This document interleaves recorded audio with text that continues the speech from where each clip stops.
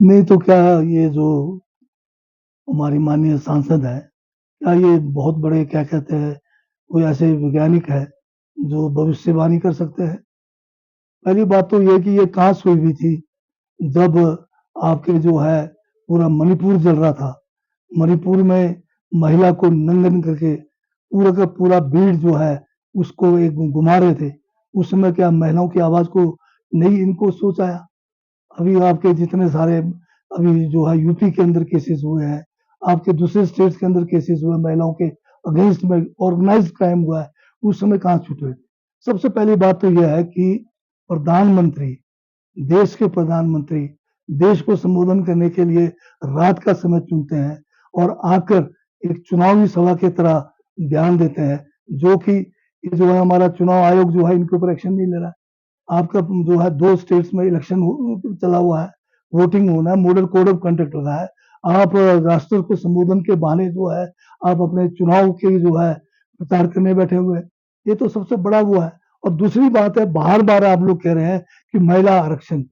ये महिला आरक्षण जो है इन्होंने तो नाम ही बदल दिया, नारी शक्ति बिल।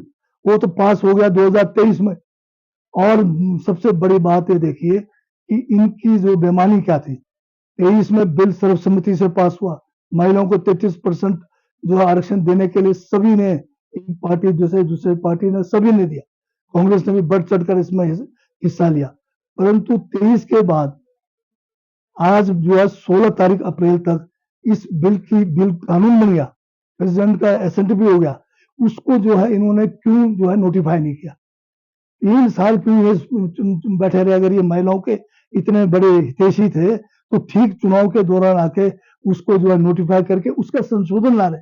महिला जो नारी शक्ति बिल जिसका नाम रखा है इन्होंने, नारी शक्ति वंदना, वंदना तो पता नहीं क्या बोलते हैं, शक्ति हो गया। तो ये जो है नाम ही बदलते रहते हैं हमेशा। अब उसको नाम बदल के इन्होंने ला के नोटिफाई कब कर रहे? 16 अप्रैल के शाम को, जब बिल आपका संशोधन के लिए आया। पहले जो है बिल को आपने नोटिफाई नहीं किया और संशोधन पहले लेके आए। अब ये जो है नारी शक्ति वंदना नहीं है, ये है बीजेपी शक्ति वंदना बिल। क्योंकि इसमें ये लाए एक क्या चीज, एक तो लाया कि परिसीमन और दूसरा लाया कि सीटें बढ़ानी है। और सीटें बढ़ाने का जो फॉर्मूला है वो भी खुद इजाद करके लाए।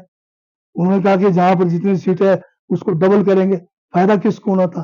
तो ये जो है नारी जो शक्ति वंदना बिल तो पास हो गया, पर उस बिल के आड़ में जो असली राजनीति जो करना चाह रहे थे कि जो 850 सीटें लाएंगे, अपने मर्जी से जो है जहां जहां इनके बीजेपी को जिताना है उसको वो कंस्टिट्यूंसी बनाएंगे। और दूसरा जो है सेंसस जो है आपने उसमें डालना नहीं है, क्योंकि सेंसस 11 के लेंगे।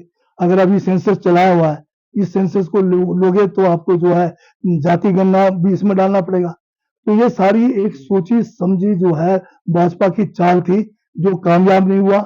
और जब कामयाब नहीं हुआ तो इनको जो है बहुत बड़ी जो है असफलता हुई, बीजेपी की हार हुई। ये महिलाओं की हार नहीं है, ये बीजेपी की जो एक इनकी जो एक षड्यंत्र था, जो देश के लोकतंत्र को कमजोर करके सत्ता में चिपके रहने का जो इनका एक एक जो इन्होंने कोशिश की, वो नाकामयाब हुआ। महिलाओं का बिल तो आज भी जो है वो जो है बना हुआ है, आज भी अब तो नोटिफाई भी हो गया है। तो जो 545 जो हमारे लोग हैं उसके हिसाब से लगाएं। और सबसे बड़ी बात आजकल जो चर्चा में जो नहीं हो रहा है कि 850 लोग अगर आप पार्लियामेंट में ले जाओगे, फिर किसको मतलब वहां पर मौका मिलेगा बोलने का? वहां बाकी तो सिर्फ यस, हाँ की हाँ में हाँ मिलाएंगे, उनको तो बोलने का मौका भी नहीं मिलेगा।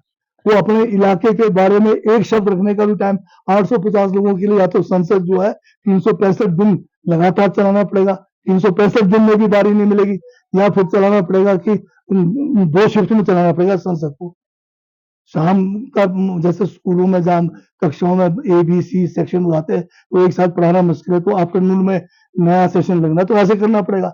ये सब सोची समझी साजिश है देश को कमजोर करने का। अगर सीटें बढ़ानी है, जनसंख्या जो अभी सेंसस है आने दीजिए, सेंसस को, सेंसस में जाति गणना भी हो जाएगी, फिर कोई नया फॉर्मूला इजाद करना पड़ेगा ताकि उसमें हिमाचल जैसा छोटा स्टेट उसको भी अपनी बात रखने का मौका मिले। वहां छोटे से मणिपुर है, चाहे नॉर्थ ईस्ट के स्टेट्स है, उनको भी मौका मिलना चाहिए वहां बराबरी का।